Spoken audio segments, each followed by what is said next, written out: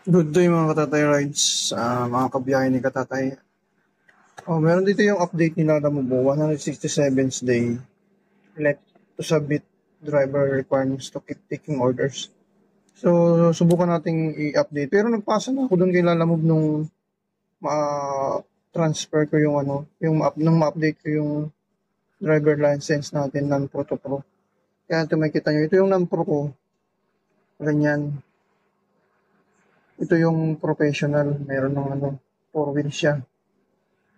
So ngayon, na-try natin to na i-update kung ano yung gagawin step by step. Alright?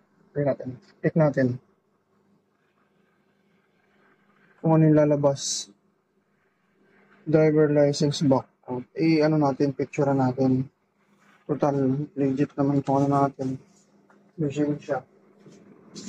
Okay tayo ng legit lang.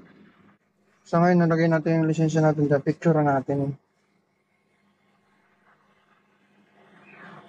Take photo. Ayan, take photo.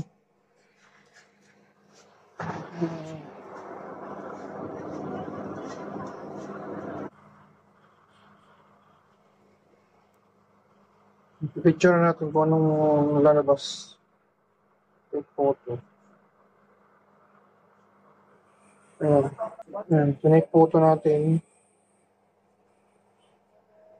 Tapos submit. Ayun. 3 days and your driver requirements are under review. It may take up 3 business days of approval.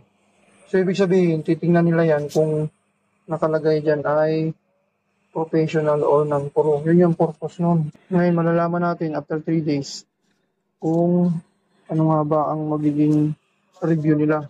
Right? Ngayon, kung magka-problema man, pwede tayong pumunta sa opisina. Kita natin kung ating professional license. So, nag-iigpit na siguro sila Lalamove kasi sa totoo naman, nasa batas talaga yun na hindi tayo pwedeng maggamit ng non-pro na panghanap buhay.